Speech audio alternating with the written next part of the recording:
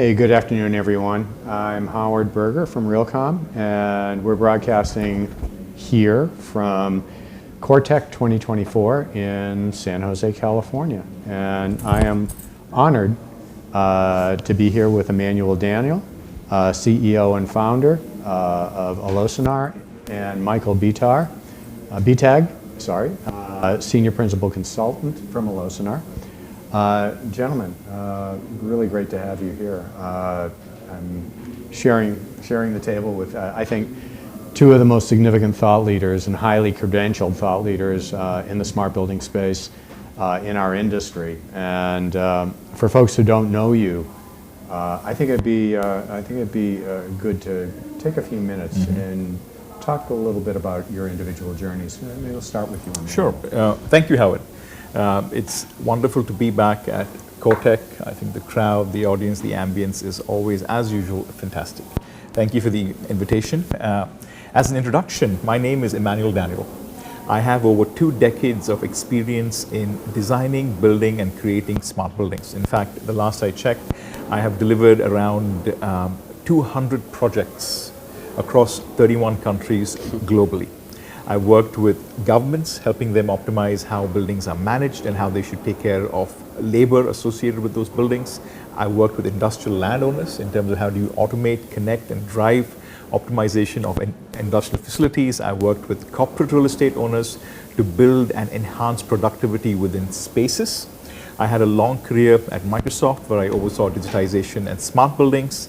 And towards the end of that career, I also had an opportunity to work on Microsoft's data centers, where I was driving digital construction of how to accelerate and deliver data centers quicker. After doing all that, I decided to step out and to form my own company named Alosanar to help drive and share the knowledge I've acquired and gained.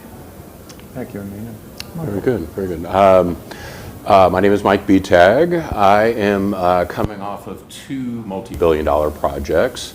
I spent the last 7 years working within the sports and entertainment business, working for the Anaheim Ducks and a $4 billion, 6-venue, 2-hotel, 1,200 apartments, and a bunch of retail project where I was tasked with planning the entire technology stack, which was such a fun project, and building a budget for that, which ended up about $300 million to execute over 10 years, essentially.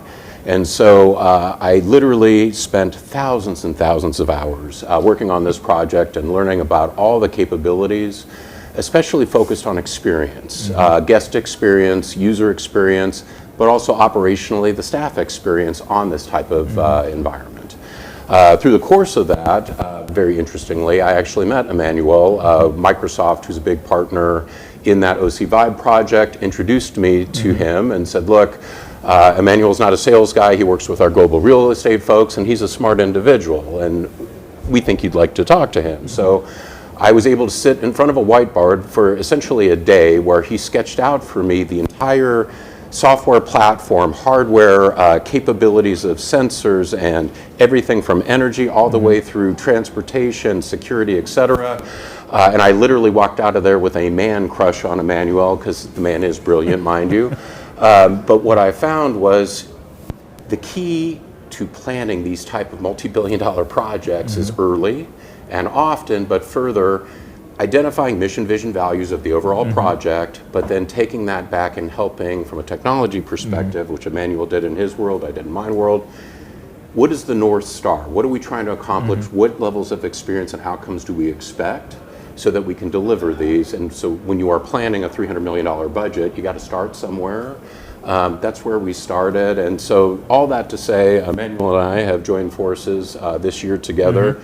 To some extent to evangelize these premises on how you plan holistically and early on greenfield, but also on brownfield type of projects where you are looking to make them smart, efficient, but focused on experience as well.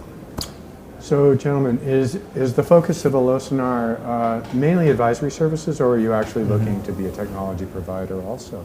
So our to start with, our primary focus is to provide advisory and consulting services to customers Anybody that wants to be able to create human-driven experience in physical spaces, focus on sustainability, focus on efficiency of the assets. Mike and I bring together our expertise and we provide those as advisory services. We have the scars.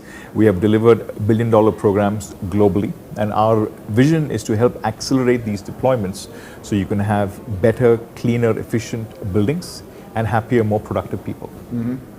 I mean, with your joint experience, I would say you guys could probably articulate ROI of experience in a way that is really meaningful. So that's a really good point. So part of what our discussions are, and look, owner-operators are investing ridiculous amount of monies into these projects, right? And both of us come from a background of owner-operating. So we understand we're not your traditional consultants that come in and say, well, look, theoretically, this makes sense and this is what you should do. We had the budget responsibility. We had the staff responsibility. So when we walk in the door, and whether it's the owner-operator or their chiefs, we're basically coming from the standpoint of, look, we understand where you're coming from. We understand the ROI piece. Their concern traditionally is technology. That's just going to cost us money, right? That's kind of the general stereotype is you're going to pay for this. Well, we're walking in the door to say, well, yes, but monetization and ROI are the keys. And so whether that comes from cost savings because we're doing great with energy efficiency, or we've increased the visits of people coming back to your property because they had such a good experience. So now on your spreadsheet, when I'm looking at my pro forma, I saw you coming back 2 times a year and now I get you 3 or 4. Right. All of a sudden now I'm paying for that technology. And that's the conversation that we want to have with owner-operators. Yep. Very simple. So, I am in the enviable position of having 2 very, very smart guys here who have been working on this stuff for decades. So let me ask, in your experience, what have been some of the highest return experience initiatives that you guys have implemented where your clients said, or your clients, or Microsoft, Or your employer, or your right. employer said, damn, that really worked. Very good. You want to start that one? Yeah. So, however you build a building and however you create the experiences, there are 8 to 10 core experiences. People think there are unlimited experiences, but they're actually not. You have 8 to 10 foundational experiences. These experiences are tweaked and customized based on geographic location, based on demographics, based on the type of building and the space that you would have. Almost always, the most important experiences are the one that focus on ease of access, and 2 is safety and security. So when I say ease of access, as human beings, we would like everything to be available as soon as we think about it. So when I go to a building, how do I find my way around that building? How do I find where I need to go? How do I pick up what I need to sustain, food, water, tea, coffee? How am I able to get around that building easily? And how soon can I exit that building with the least amount of friction that I want to do? Spatial wayfinding. Exactly. The second is we all have an inherent need to feel safe and secure. We perform best when we believe safety and security has been taken care of and it's an afterthought for us. So ensuring that the humans are safe in that space is another experience that goes on. Now, this is for occupants, who come to that building, who use that space. But on the other side, as owner-operators of that facility, how do we make that facility efficient? How do we ensure we're able to provide these services at the lowest possible cost? That is what experience is all about. So I'm going to parallel this a little bit and go back to sports and entertainment. And so this project, which is under construction now, ingress and egress are critical, right? So there are literally 6 venues, and you could have at any given time a surge of 35,000 people coming on property or leaving the property. Managing that is a little bit of a nightmare. So the good news was, and our technology lens, things like smart parking and understanding what is my current inventory and where as I'm trying to get folks, and I'll get back to wayfinding. Absolutely critical. The ROI on that presented itself very easily. Now, number 2, this development was on a 100-acre campus, so we had private roads, and so using sensors to keep an eye on the traffic flow. How fast are people going? How many cars are on the road? Again, another indicator added to parking. And then third, we sat at an intersection of a major, the 57 freeway, so getting real-time data from the freeway, because again, we could determine before those folks even left the property, how long is it going to take for them to get out of here? We know the parking, we know the roads, we know the city, and we know the freeway. Communicating that back to folks and then going back to experience. Howard, don't leave. Why don't you stay and get a cup of coffee? Because if you wait 20 minutes, it's only going to take you 10 minutes to get out of here, or you can go get in line and wait 40 minutes to get out. Just an example again of ingress and egress. And what's interesting is how applicable and scalable that technology is to other sectors. I think about supply chain logistics. Absolutely. And, That's true. Industrial supply chain logistics, warehousing, all of that queue management, the linear traffic, queuing the problems, yes. linear queuing problems. Absolutely. So that is critical, and I will just add on, he had, Emmanuel brought up wayfinding. So not only did we want to get you, if you were going to go to a concert in the 2,000 person venue, we want to get you to the parking structure that is closest. Once you're in that parking structure, I'm going to walk you by there by using wayfinding to get you to your seat. And so all of these keys are, again, efficiency of movement of people. And the last thing I'll add, because it is so important, the safety and security. You don't come back if you're not safe and secure. So all those elements, every security camera, access control, the people you see surrounding that property, your security hub, all those pieces were so important to be integrated into that entire level of experience. But those are the ones that go unnoticed, which is a good thing, right? As long as you feel safe, you're going to come back. And so, again, whether that is in an entertainment venue or working in an office, these are fundamental principles that you have to accomplish, essentially, to have the right experience. People don't go to a sports venue or a concert venue and say, you know what, I feel safe. Right. You know? Right. They only... It's only the other only side. the other side, It's the Dodger game where somebody gets beaten up or something occurs where, honestly, there's an opportunity for problems, but if you do your job right. A lot of the conversations we have about experience now still have to do with office because of the return to office thing. And, and all of the headaches there. And I mean, if we take a look just at the office scenario, I still don't think that a lot of owners or occupiers still have a good understanding of how that works and how technology can be applied to it. Yes, they put in sensors. Yes, they've tried a lot of the folks who are probably in this in this room right now, but haven't a clue about how to actualize what they're learning from it. Just to extend that thought a little bit, Howard, is we have entered an era where we have a sensor for just about everything that we want. The problem is not the lack of data. The problem is collecting too much of data. What we are trying to do is we're trying to identify the kind of data you need for driving productivity and efficiency, be it an entertainment venue or be it a corporate office. The challenge is people are saying, hey, why don't I just sensorize the whole building? And our question is, great. What are you trying to do with the sensorization? Is it just putting sensors in for the sensor's sake? Are you focusing on space optimization? Are you focusing on collaboration? Are you focusing on getting groups to mix with each other? Now, even though you have sensors, different types of sensors for all of it, you have a clear outcome. And I think the problem today is people just think, let me go and buy the cheapest sensors out there, fit them out in the building, and I'll get the answers. And that never happens. No, it was interesting on the panel earlier today.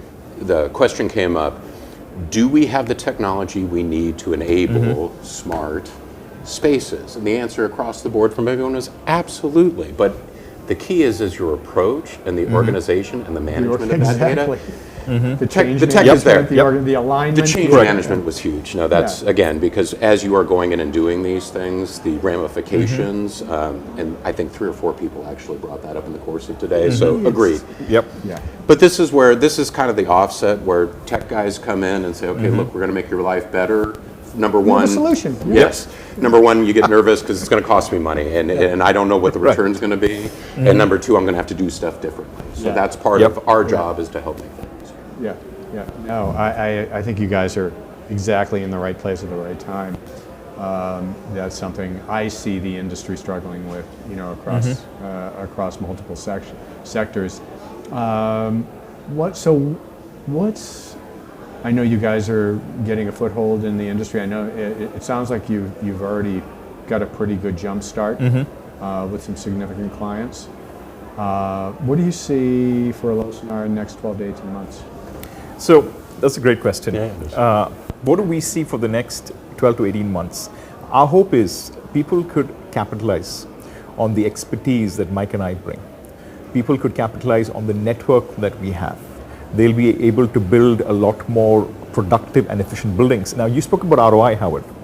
If you are able to start your design of a smart building up front, you are able to minimize the cost of infrastructure associated with that building. If you don't plan for it, you're looking at 10 to 15% of your capital that goes into tech for the building. Now, if you're able to optimize it, you can bring that down to the 3 to 5%. Now, that's a significant cost saving. You know, Mike spoke about $1 billion project. So just think, you have multi-billion-dollar corporate transformations that are taking place. If we are able to shave off 10 to 15% of that cost, that's a huge monumental cost saving for the owners.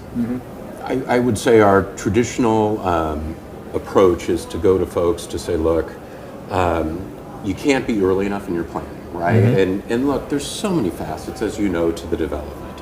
And technology is one piece of that, but the key is what our argument is twofold. It's once, we're going to save you money on what you spend if you plan early. Right. When you are trenching, you want to make sure that conduit is in the ground for you. You're going to stuff it with as much fiber as you can, especially when you're doing campuses and all those kind of things. And if you don't start planning your IT until 6 months, 9 months after drawings are done, you don't even know what capabilities you need, and then the retrofit, and to his point and your point, it gets very expensive. So all we can say is, and again, I liken it to evangelizing, plan early, plan often, have your North Star on what technology is going to be important to you. The business cases will prove themselves. I went through this process with our chiefs. I will give you some great examples. Smart parking was a no-brainer, as we mentioned. Now, we looked at smart toilet paper sensors, right? Well, the problem was the cost per stall, right? You have folks that are already there servicing those environments. That went away almost immediately because, again, there was no cost justification. It was technology for technology's sake, as opposed to a value and a return on investment. And so if you plan early, you have your North Star, you know what kind of experiences you're trying to attack, you can go through all the various use cases in the domains of technology and know, okay, yes, we feel comfortable using these as management and ownership. Then, getting those in the drawings, getting that executed, the procurement of all that all goes downstream. But again, your cost will be so much less if you plan it early rather than after the fact. Doesn't this, it always comes back to me that I kind of believe we got to start with the architects. We got to bring the GCs on board. We have to get the MEPs on board. We have to get, we get a whole It's a whole stack of folks. Stack of folks that have to buy into this, and so few people have been really successful at aligning all. That's what's interesting. That's the hard part. I love the architects. These are your visionaries that are producing these beautiful buildings. Now, in my experience in talking with those folks, aesthetics was the most important thing for them, right? So you're going to take and put your antenna on my beautiful wood ceiling? No, you're not.